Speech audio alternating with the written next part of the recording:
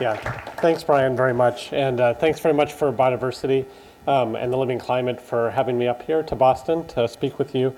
And one of the reasons I thought it'd be fun to come up to Boston on such a beautiful day is because I really believe in the kinds of things that this organization is trying to do, the sort of systems level thinking, and trying to see, how can we revise that thinking and how can we use lots of all the ideas that have been suggested today to make visions of what the future might be.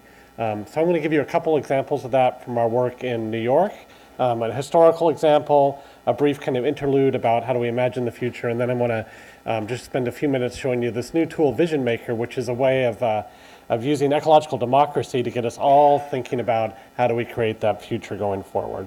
So, and I work for the Wildlife Conservation Society, which runs the zoos and the aquarium in New York and is a global conservation organization where we practically deal with these issues in 65 countries around the world every day. So we all know Manhattan Island, at least in this form, but it turns out it hasn't always looked like this. There was a time where it looked more like this 400 years ago. This is Manahatta, so I'll just do that again. It's supposed to fade more slowly, but oops. Anyway, so this is the island of Mannahatta, which is where we get Manhattan from. And when Henry Hudson sailed into the harbor on September 12, 1609, it was an island with over 50 different ecosystem types, with 1,000 different species, with people who had been living here for 8,000 years, a long, thin, wooded island on the edge of a new world. And you can see Henry Hudson's ship there in the Hudson River, just to give you a sense of scale. We've been able to reconstruct this island on a block-by-block basis, Mannahatta, by using maps, by using historical maps. And New York, like Boston, is very rich in historical maps, particularly from the American Revolutionary era. This map is called the British Headquarters Map from 1782 or 1783, made by British military cartographers during the occupation of New York City. And it's lying on its side. This is Manhattan on its side. And so those pink blocks you see down there, that's the extent of New York City. You can see Bowling Green and Broadway and City Hall Park, about a 10-minute walk to get up to the edge of the city.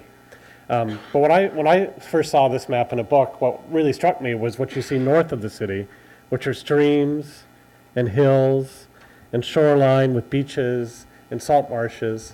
The map that's in the National Archive in London is 10 feet long and 3.5 feet wide at 6 inches to a mile scale. So a very, very detailed depiction of the landscape as it was back then. And so the thought was, if we could take this map and georeference it, actually to put it into the geography of the city today, so that we could find where these hills and streams and ponds and so forth are in the geography that people live today, the places where they go to work, or where they go to eat, or where they live.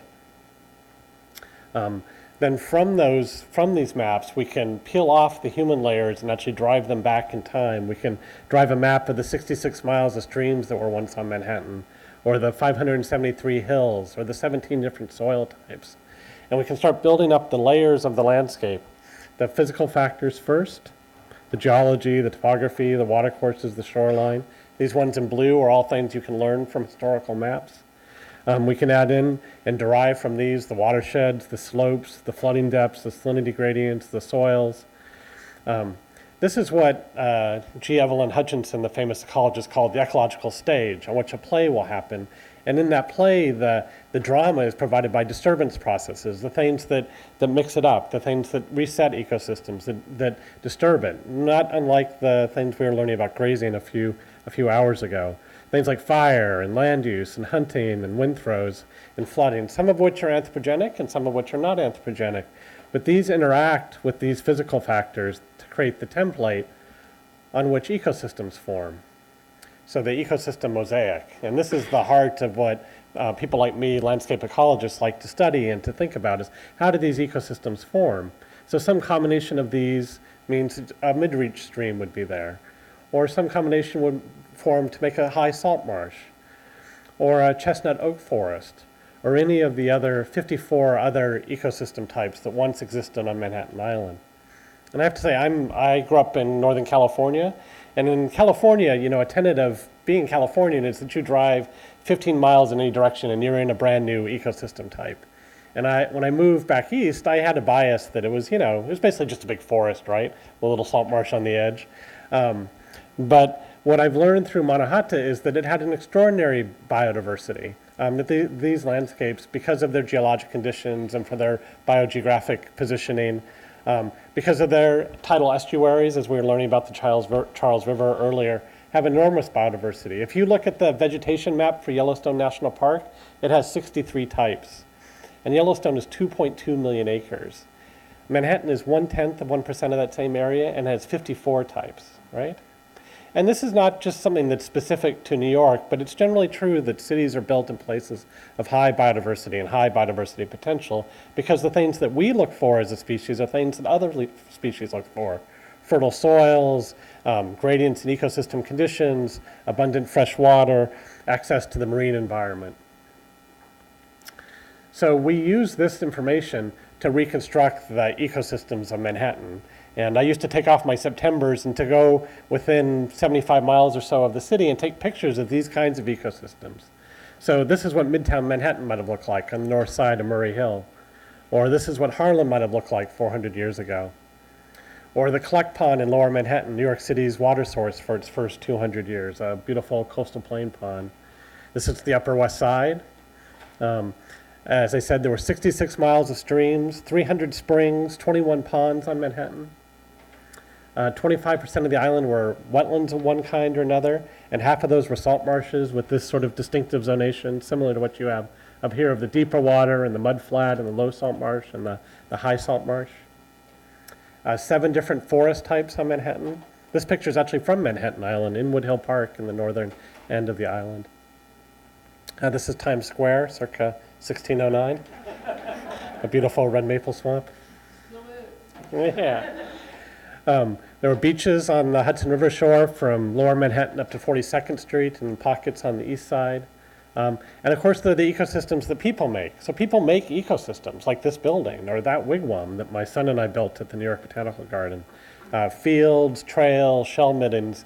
We are an agent of ecosystem construction, just like Sharon's beavers are agents of ecosystem construction. When we think about Mannahatta and we see these big green pictures, we shouldn't think it was an unpeopled wilderness. There have been people living in the New York City region for 8,000 years before Henry Hudson showed up. The Lenape people or the Delaware people have been living there for maybe 1,000 years before Henry Hudson showed up. Twice, 2.5 times as long as European people have lived in that landscape. There's a lot to say about them, but I'll keep going for the interest of time, but a really fascinating thing. And of course, as you all know, by thinking about the ways that traditional people live on the land and then just comparing it ourselves, and not saying one is better or worse, but just putting them in juxtaposition to each other, we can learn a lot about the way the ecologies of our landscapes work. These people grew a symbiosis, the Three Sisters Garden of corn, beans, and squash, not unique to them, grown all over North America at the time, traded up from Mesoamerica, nearly as productive as modern agriculture, but you can't harvest it with a tractor. And they were a disturbance agent. They had camps. Those campsites created fields. Those fields would be abandoned and make old fields. Those old fields would eventually succeed to shrublands, and those shrublands to different kinds of forests. And these were their neighborhoods, the way modern New Yorkers know Tribeca or the Upper East Side or Inwood from each other. They knew where you could go to get certain kinds of things to eat or certain kind of people or to have a certain kind of entertainment. They knew these same neighborhoods. And I argue in my book that probably the action of Native Americans on Manhattan increased the biodiversity of the island, didn't decrease it, because they would create these openings in the forest that were important for grassland birds and animals. Birds, animals, plants, and so forth. And of course, they had many, many neighbors. They had chicken mushrooms and 600 species of flowering plants and shrubs and trees, 75 different species of fish, freshwater fishes and marine fishes and the anadromous fishes going back and forth, 350 species of birds. People still come from all over the world to go bird watching in Central Park because it's such a concentrated place of biodiversity of birds in the city. We had beavers. Beavers are on the New York City seal, and they were on all the different streams. And a part of the work is actually modeling the effects of beavers on the landscape and their successional sequences so that we can understand the ecological play in all of its richness and detail. There were wolves on Manhattan, wolves until the 1720s. There was a black bear shot on Maiden Lane in the 1630s. Teddy Roosevelt writes about a mountain lion treed on the Upper East Side in the 1680s. whales and porpoises and seals. I've sometimes said that if Manhattan, if we'd settled the United States from the west toward the east, so that by the time we got east, we were thinking, oh, maybe we should set aside some land for conservation and make a national park. We might have made Manhattan a national park, and we call it Mannahatta National Park, and people would come from all over the world to see the amazing wildlife of Manhattan, which they still kind of do, but a different kind, yes. So. To actually make the maps of all the species, we wanted to map where all the species were. We started documenting their habitat relationships. And I don't have enough time to tell you the whole story of this, but what it leads to are these network diagrams that the modern technology and modern scientific understanding lets us actually specify the density of connections in nature. Where each of these different points represents a different plant or animal or stream or soil, and each gray line represents a separate habitat connection connecting that thing in nature to something else in nature. And one of these dots over here is the Lenape, is the people dot, right? And I particularly when I talk to classes, to kids, I like to say, everything that you know is inside that dot, right? And if you could zoom in, what would you see but another really fascinating, interesting social network that for most of us is what we're spending all our time, looking on our phones, connecting with our social network, right? But that social network is only possible because there's this much larger network of nature that's supporting us. And if we don't support it, it can't support us. These connections run both ways. So we take these Muir webs, as we call them, after John Muir, and we use them to decide what a beaver needs. A beaver needs streams, it needs alders, it needs aspen trees that you see over there, and then that fourth panel down there is the combination of those maps, which is the map of beaver habitat. And then because all of these maps are georeferenced to that British headquarters map, which is in turn georeferenced to the city, we can then make the map of where the beavers were 400 years ago in the geography of the city today. And this enables us to create websites like our Wilikia website. Wilikia means my good home, and it refers to our work on the ecology of the whole city. And you can zoom into any block in Manhattan and get a list of all the plants and animals that used to live in that block. And if you click on the plant tab, it's often 300 species of plants. And we can watch the web statistics, and we see people just poking at blocks for hours on end, right? Because you can slowly explore the distributions, and suddenly you'll pop into a block and suddenly it's a salt marsh, right? And the species completely change. So through these methods, we can use the tools that Hollywood provides to reconstruct these images of the Collect Pond and the Lenape camps nearby, and the fields and the different forest types and the Lispenard salt marshes and the beaches and the Hudson River back beyond. And we can see this in terms of the geography of the city today. Sorry, that's also supposed to be a slow fade. But of course, these are ecosystems too, right? And it's not like anybody set out to destroy nature when they built these ecosystems, when they built these buildings and built these highways and built these parks and streets. People, these are the culmination of the dreams of people for the last 400 years. And so, for me, the question is, what do we dream of in the future? And what kind of world are we giving for the next 400 years by the way we dream? We tried to make this point through an exhibition at the museum in the city of New York, where we talked to people about the ecology of Manhattan and the ecology of Mannahatta and talked about their similarities. I published a book, and it was on the cover of National Geographic in September 2009. And it's really, I have to say, it's really caught the imagination of New Yorkers, because it's something new. They didn't know about their place, and they know they love their place, right? They just love to talk about it. But also this sort of contrast that's so vivid. And, I think for earlier generations, they came to the city thinking, oh, well, that's because I'm rejecting nature. I'm rejecting the rural life. And that's not the way young people think about it at all. Young people come to the city and they want a great job, and they want a great place to live, and they want to go, do their arts and music thing, but they also want to take a walk in the woods, and they don't want to have to travel upstate or another part of the world to do that. They want to have nature near them, and they think that's essential to their lives. And I think we're in a moment where we're redefining in our imaginations what cities can be.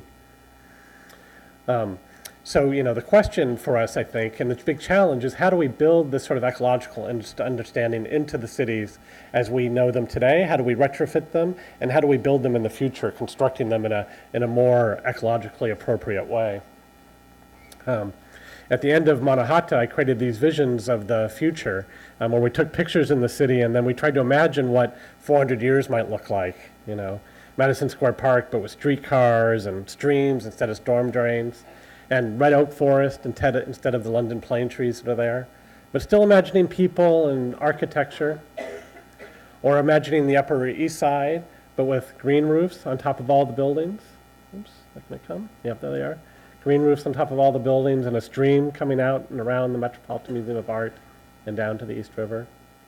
Or even more dramatically, we thought, well, you know, the density is so different across this image. People on Manhattan are living at 65,000 people per square mile. And yet there are places in New Jersey or even outlying parts of Queens here that people are living at 1,000 people per square mile. So if you took the 12 million people that live in the area of the satellite image and you have them live at 65,000 people per square mile, they only use up 36% of the area, which means through some long, complicated, unknown social process that you could have the same support, the same number of people living here, but instead of your food coming from far away, it actually could come from where it used to come from Brooklyn or Queens or from the Bronx or even parts of Manhattan. You could know the person who grows your food, or you could be the person who grows your food. And even letting the sea level rise as we have a meter in this image, there's still lots of room to have cities that work well for people and that work well for nature going forward. And this is what my next book, Terra Nova, which is also in the back there, is all about, is understanding how do we create that world. So, and finally, I'll just have a couple minutes, but I'll just say a word or two about Vision Maker. So a lot of people want to know, how do you build the ecology of the past into the ecology of the future? And Vision Maker is a mechanism to do that. It's a free platform deployed over the web to allow everybody to create and share their own visions of what the future might be. It's sort of a combination of Mannahatta and the ideas in Terra Nova with the tools for social media that are so abundant and so important in our time. Vision Maker allows you to zoom to any neighborhood in the city and then to modify the ecosystems, to actually repaint them the way you'd like to see them, to modify the lifestyle of the people that live in your idea of the future, and to adjust the climate scenario. And then it'll tell you the performance of your vision in terms of about 100 different metrics of the water cycle, the carbon cycle, biodiversity, and population. And we're just adding in some economic metrics now. And it calculates these not just for your vision, but your vision in contrast to that same part of the city today, and in contrast to that part of the city 400 years ago. So it provides an ecological baseline. Not to say that we have to have the same performance then, but you know, as been suggested several times today, nature has ways of being sustainable. And we know it was sustainable because it maintained those forms for thousands of years running before modern European and Western culture got here to bring in new ideas to create that landscape instead. So you come to this web map. It gives you a map of the ecosystems of the city today and an ecosystem of the cities 400 years ago. We've been subsequently extending the work over the rest of the city, as you can see. You can zoom in to any neighborhood. This is Marine Park in Brooklyn on the edge of Jamaica Bay. You can see where Marine Park is in terms of the historical ecology. Needless to say, Marine Park flooded very terribly during Hurricane Sandy because it's built on top of old salt marshes. And then you can use these tools to paint the ecosystems. You can choose these tools to choose the lifestyles. We have these 5 lifestyles.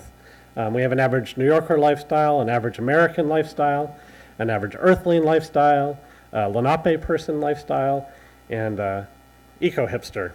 And I suspect many of you are eco-hipsters. So an eco-hipster is somebody who lives in a city or lives in a suburb and is making ecologically conscious decisions about their choices. Riding the subway, choosing to get their electricity from renewable sources, eating less meat, walking as much as they can, so forth and so on. And then finally, you can choose different climates. So, and then it creates these dashboards that actually give you quantified metrics of how the water cycle, the carbon cycle, biodiversity, population economics perform in 1609 and in today, in contrast to your vision. So that we can all then share our visions, and create the city of the future. Cities that are habitat for us, and cities that work within the habitat of nature worldwide. Thank you very much.